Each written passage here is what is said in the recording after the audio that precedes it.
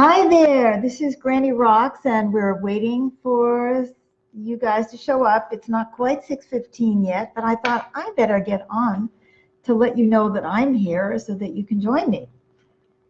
So, hello, Elizabeth has joined. Yay! So we'll just give it another 30 seconds or so before we get started. There's always so much news to comment on, isn't there?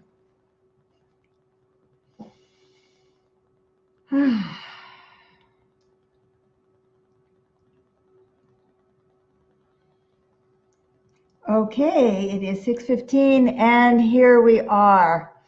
Hi, Erica. I am Granny Rocks. I am also known as Beth Green, the founder of theinnerrevolution.org. That's one word, theinnerrevolution.org. I'm an intuitively guided counselor, a musician, the star of Granny's Place, which comes up at 6:30 Pacific time, and lots of other things. But I'm also a longtime spiritual activist and social commentator. And today I want to talk about the unwanted Honduran immigrants, more unintended consequences of our actions. You know, when I look at the news, I'm just appalled, and I'm sure many of you are too. In fact, sometimes it's almost too painful to look at the news. But I don't want to come on and rant and rave about anything because that's not very helpful. What I want to do is offer a perspective that is helpful, that will help us to look at things differently. You know, we have a tendency to look at things at a very narrow, shallow level. Okay, we have Honduran immigrants. They're coming up from Honduras. They're going to Guatemala, they're going to Mexico, they're coming to us. Oh my God, what are we going to do? So some people say, oh my God, you know, we have to treat them humanely. After all, these are human beings. Hi, Bob. Very glad to see you. I'm talking tonight about unwanted Honduran immigrants, more unintended consequences of our actions.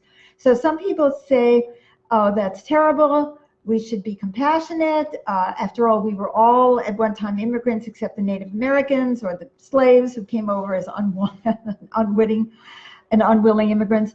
And then other people say, yes, but we can't. Hi there, Helen. Glad that you're joining us. And so at the same time, we can say, well, you know, we can't take everybody. What are we going to do? So we're always arguing about, you know, what should we do about the Honduran immigrants or the Mexican immigrants or the Guatemalan immigrants or the people from the Sudan or wherever it is.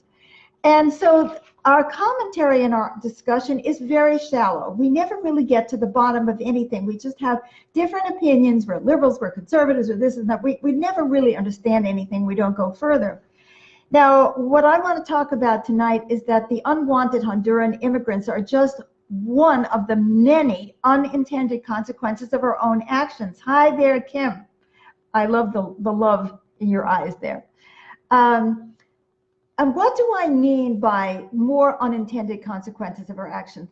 I just picked the Honduran immigrants. It could have been like a million other stories in the news. Why do people come here? Well, because they're poor, right? So we have income inequality throughout the world.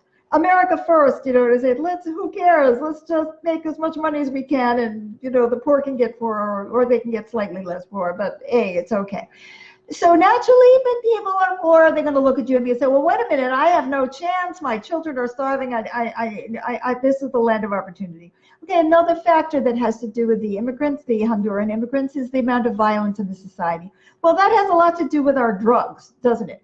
I mean, all these countries have been taken over by drug cartels. So every time one of us has a snort of cocaine, we are causing the violence in Honduras that is showing up at our door, because now these people are coming here saying, oh, I need sanctuary from the violence that's being caused by our collective drug habits. So now we see it's our America first. We have income inequality around the world. Then we have the situation with our drug habits. And then there's another cause, which is global warming, right? Another thing that it's like, oh yeah, well, we can continue burning fossil fuel. And yes, it is true that there are bigger storms everywhere. And, oh yeah, wasn't there a hurricane back there in Honduras? And isn't that one of the reasons that we have so many people from Honduras here?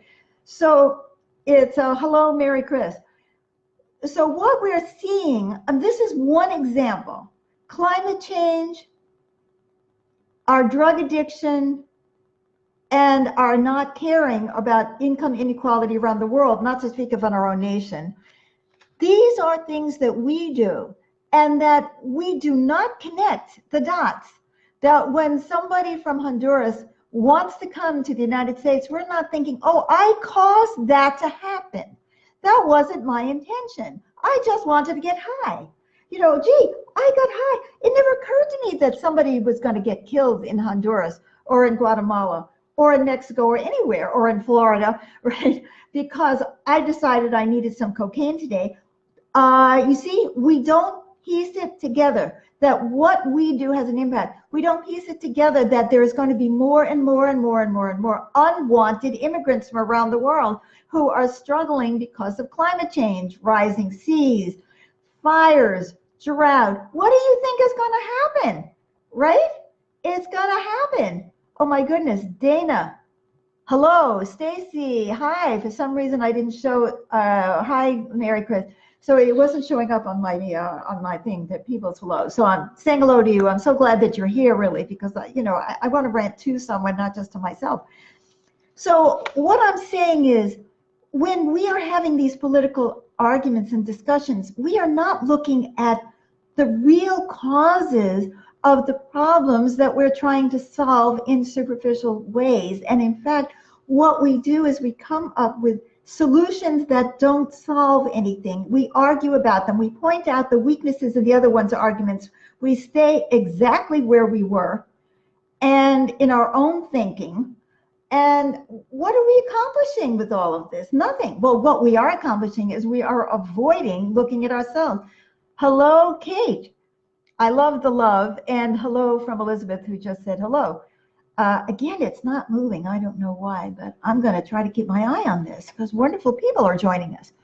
So that means that in order for us to solve any of our problems, we have to start looking underneath the surface of the news to try to understand what is it that is causing the problems to start with. And then, hi there, Karen. So glad to see you. And then we have to look at why aren't we doing anything about the things that we are doing that are causing these problems? Well, it is way easier, I guess, to start complaining about Honduran immigrants than it is to do something about our drug addiction, because, hey, then we have to do something ourselves, and it's about our own lives. That it's easier to complain about these climate immigrants who are going to be coming in, they're seeking sanctuary from climate change, than it is to change the way we use fossil fuel and energy. So, hey, that's easier. Of course, it doesn't work. Yes, Helen says we never want to look at ourselves and our accountability. I could not agree with you more. So then we have to say, well, okay, it's the fault of all the drug addicts. Well, it's not just the drug addicts, right? It's you know what I'm saying? It's not the drug addict. It's about global warming. It's about this. It's about that. It's about the other thing. So what do I have to say that's positive? What I have to say that's positive is if we begin to think about these things, if we begin to understand what's really happening, is that we can actually start dealing with the problems.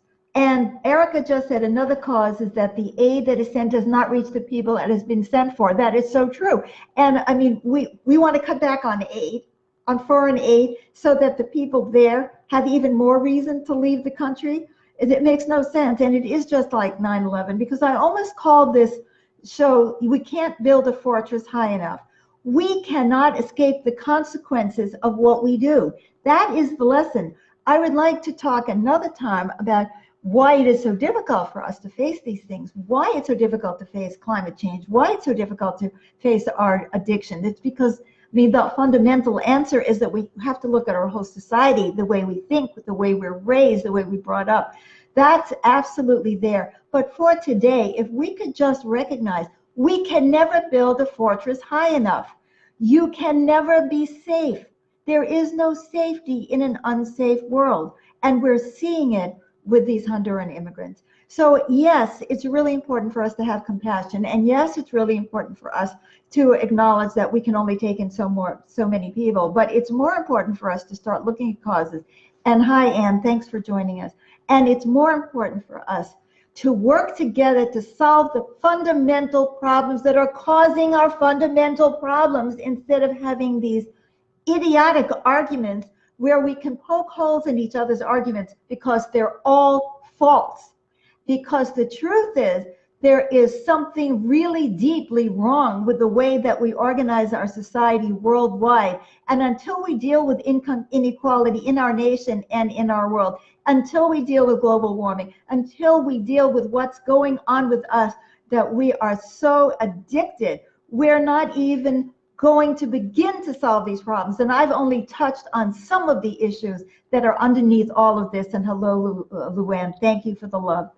Thank you for coming. 6:30 Pacific time. Watch us on Granny's Place, where I play the piano and answer your questions.